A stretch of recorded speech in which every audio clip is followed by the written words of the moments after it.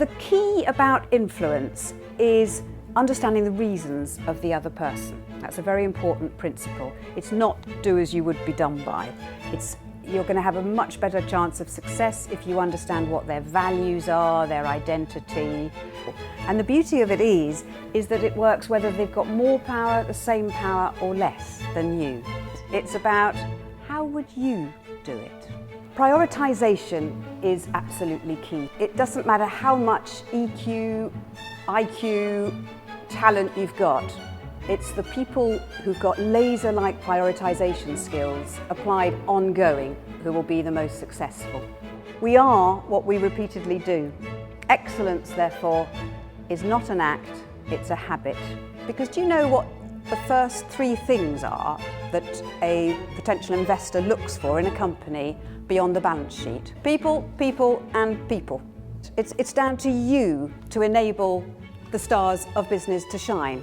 He sold twice as many tickets and got a 500% return on his investment. But coaching is all about asking good, open questions. If you had all the budget in the world to throw at this, what would you do then? Rather than be confrontational, if that's not your style, a very good question is to actually say, what impact is that behaviour having? If you're not a good listener, this is a very good way of increasing your listening skills. If you can't prove it, don't use it.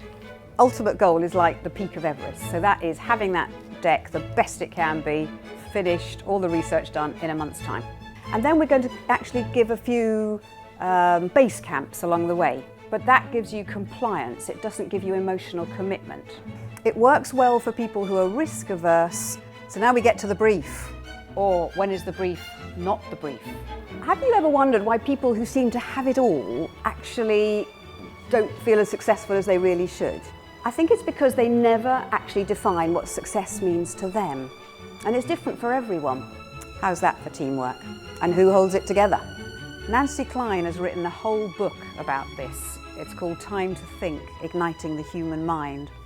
And it proves how when people are given the space to talk without interruption, they will come up with the best solutions for themselves.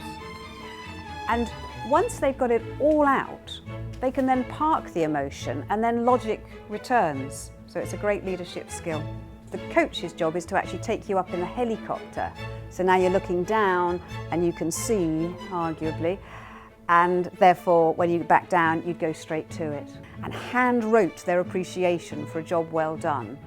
And that was worth more than a pay rise or promotion to that person. I think you're a great deal more than a coach. It's central to everything that you do, but at the same time, you're running the whole needs of the business, which is extremely people-heavy, volatile, fast-moving. In the same way, I think you're responsible for your people, and they, in turn, are responsible for the success of the company.